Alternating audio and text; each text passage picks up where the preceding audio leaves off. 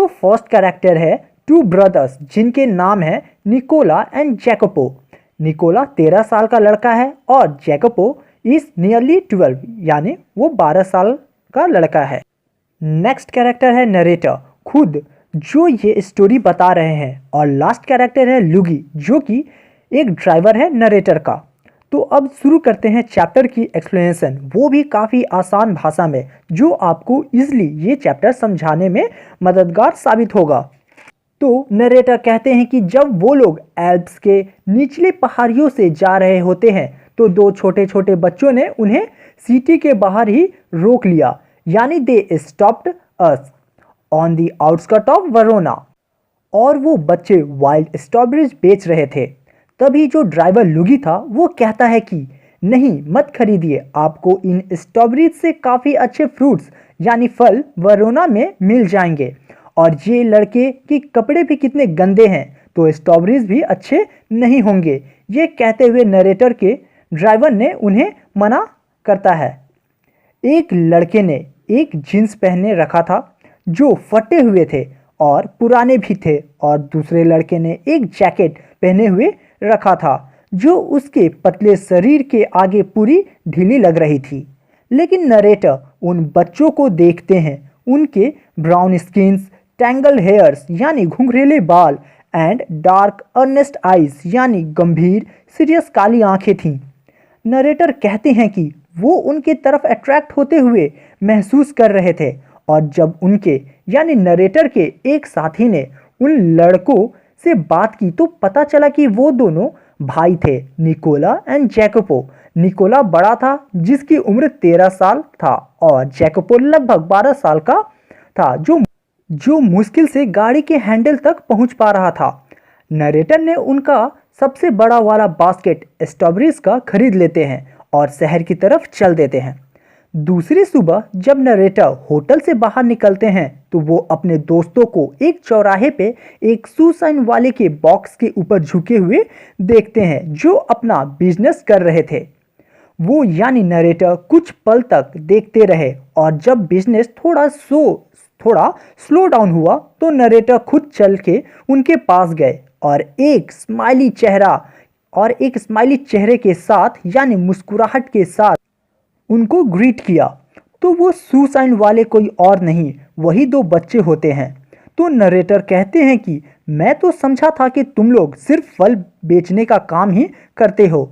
ये बात सुन निकोला एक सीरियसनेस के साथ कहता है कि हम और भी कई सारे दूसरे काम भी करते हैं, जैसे कि हम अक्सर टूरिस्ट को यानी विजिटर को शहर से होते हुए उन्हें जूलियट टॉम ले जाते हैं, यानी कि वो एक गाइड का भी काम करते हैं, और भी दूसरे जगह ले जाते हैं जहां उन विजिटर की इच्छा हो जाने की। ये सब सुन के नरेटर मुस्कुरा के कहते हैं कि ठीक है, मुझे भी वहां ले जाना। नरेटर अब ये कहते हैं कि उनकी दिलचस्पी उन बच्चों में बढ़ती ही जा रही थी। उन बच्चों में बहुत ही बचपना था और भोले भी थे। जैकोपो तो एक स्क्रूएल की तरह तेज और फुर्तीला था, और निकोला की मुस्कुराहट एकदम स्थिर यानी स्टेडी एंड इंगेजिंग थी। लेकिन इन सब के बावजूद भी उनके चेहरे पे एक अजीब सी सीरियसनेस थी यानी गंभीरता थी जो उनके एज के मुकाबले ज़्यादा थी। अगले वीक में भी वो लोग कई बार मिले, क्योंकि जब भी नरेटर को अमेरिकन सिगरेट लेने का मन होता, या फिर ओपेरा के लिए टिकट लेने का होता, या फिर किसी अच्छे से रेस्टोरेंट जाना होता, तो ये सारी ज़रूरतों के लिए पूरा ध्यान निकोला एंड जैकोपो पे भरोसा किया जा सकता था, उन पे निर्भर हो सकते थे। नरेटर कहते हैं कि उन्हें सबसे अच्छा उन बच्चों में उनके काम करने की इच्छा जो है वो लगती थी। वो इतनी गर्मी में भी, तपती धूप में भी जूते पॉलिश करने का काम किया करते थे, फल बेचते थे, न्यूज़पेपर बेचते थे, टूरिस्ट को शहर दिखाते थे और दूसरों के लिए काम भी किया करते थे। अब नरेटर कहते हैं कि एक रात वो बच्चे एक सुनसान रास्ते पे मिल गए जहां वो दोनों बच्चे पेवमेंट के ऊपर आराम कर रहे थे। पेवमेंट यानी जो रोड के किनारे चलने के लिए बनाया जाता है ईंटों या पत्थरों से, उसे हम पेवमेंट कहते हैं। तो तो नरेटर निकोला से कहते हैं कि तुम इतनी रात में क्यों जागे हुए हो इतने सारे न्यूज़पेपर के साथ। तो निकोला कहता है कि वो पदुआ से आने वाली आखिरी बस का इंतजार कर रहा है और जब ये बस आएगी तो ये सारे न्यूज़पेपर बिक जाएंगे। ये सुन नरेटर कहते हैं तुम्हें इतनी कठिन मेहनत करने की भी जरूरत पड़ती है, वैसे भी तुम दोनों काफ़ी ही ज़्यादा थके हुए लग रहे हो। तो फिर वो कहता है we are not complaining sir, हम लोगों को इससे कोई शिकायत नहीं है। अब नरेटर कहते हैं कि जब वो दूसरी सुबह वो अपने जूते पॉलिश करवाने उस चौराहे फाउंटेन तक गए और कहा निकोला जिस तरह तुम दोनों काम करते हो तुम हो ना हो काफ़ी ही अच्छे पैसे कमा लेते होंगे और तुम अपने कपड़े पे खर्चा भी नहीं करते हो, काफ़ी कम खाते हो। तो तुम ये बताओ कि आखिर तुम इन पैसों का क्या करते हो। ये सब सुन उन बच्चों का फेस शर्म से लाल हो गया और वो नीचे ज़मीन की ओर देखने लगे।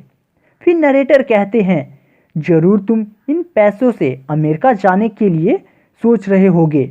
नरेटर ने एक सजेशन के रूप में कहा। ये सुन बच्चों ने तिरछी नज़रों से देखा और कहा हमारी अमेरिका जाने की काफ़ी इच्छा है लेकिन अभी प्रेजेंट में हमारे दूसरे प्लान्स हैं। नरेटर पूछते हैं कैसा प्लान।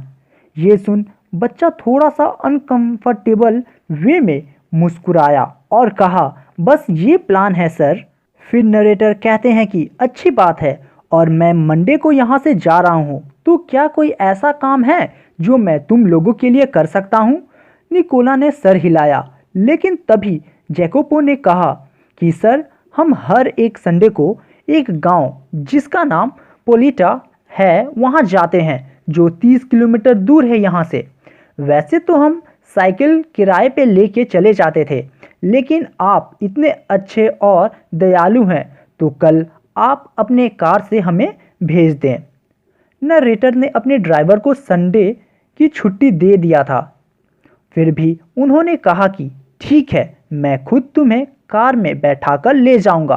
फिर निकोला अपने छोटे भाई को घूरते हुए कहा कि हम आपको तकलीफ देने के लिए नहीं सोच रहे थे सर। ये सुन नरेटर कहते हैं कोई बात नहीं, इससे कोई तकलीफ नहीं होगी, इट्स ओके कोई बात नहीं, चिढ़ी हुई आवाज़ में उसने कहा। नेक्स्ट डे वो सभी लोग दोपहर के समय कार से उस प्लेस की तरफ चल दिए जिसका नाम पोलिटा था।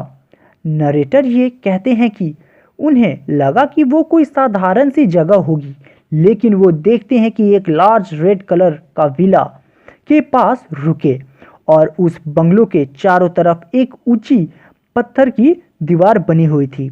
ये देख नरेटर कहते हैं कि उन्हें ये विश्वास नहीं हो रहा था अपने आंखों पर और इससे पहले कि मैं कुछ कह पाता मेरे दोनों पैसेंजर कूदकर गाड़ी से बाहर निकल गए।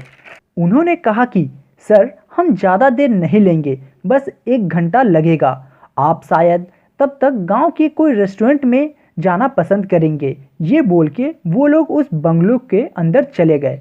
कुछ देर बाद नरेटर भी उनके पीछे पीछे चले गए और वो बंगलो के डोरबेल को बजाया। तभी एक प्यारी लेडीज जो वाइट ड्रेस में एज अ ट्रेन नर्स दिख रही थी वो बाहर आती है।